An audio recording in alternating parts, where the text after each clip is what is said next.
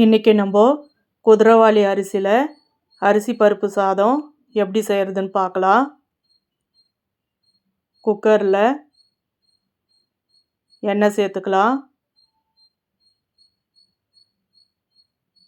எண்ணெய் சூடாகட்டும். கடுகு சேர்த்துக்கலாம். கடுகு பொரியட்டும்.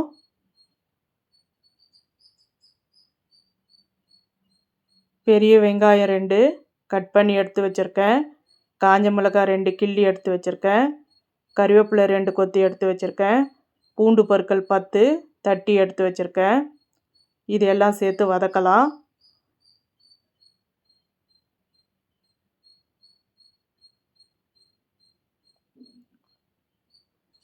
சின்ன வெங்காயம் 10, கறிவேப்பிலை 1 கொத்து, சீரகம் 1 ஸ்பூன், இதெல்லாம் தட்டி எடுத்து வச்சுருக்கேன். இதையும் கூடவே சேர்த்து வதக்கலாம். எல்லாம் நல்லா வதங்கட்டும்.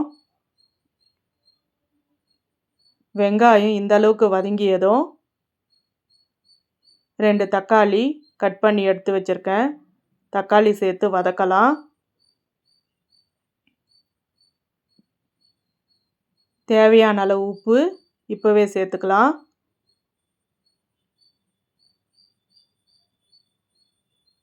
பெருங்காயம் கொஞ்சம் சேர்த்துக்கலாம். மஞ்சள் தூள் சேர்த்துக்கலாம். குழம்பு மிளகாய்த்தூள் 1 ஸ்பூன் சேர்த்துக்கலாம்.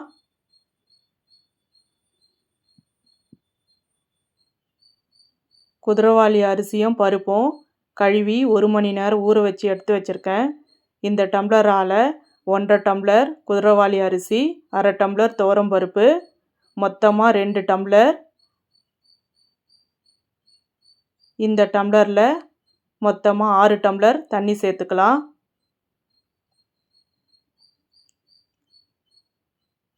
தண்ணி கொதிக்க வச்சு எடுத்து வச்சுருக்கேன். தண்ணி சேர்த்துக்கலாம்.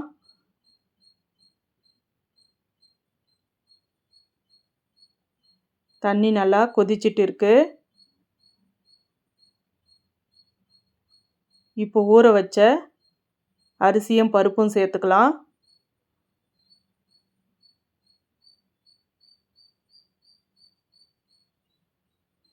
ஊற வச்ச அரிசியும் பருப்பும் சேர்த்துட்டு குக்கர் மூடி 3 விசில் விட்டு வேக வச்சு எடுத்துக்கலாம். இப்போ குக்கர் ஓப்பன் பண்ணலாம்.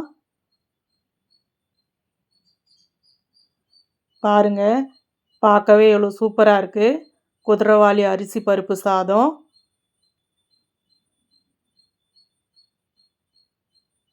மேலே கொத்தமல்லி சேர்த்துக்கலாம். 1 ஸ்பூன் நெய் சேர்த்துக்கலாம்.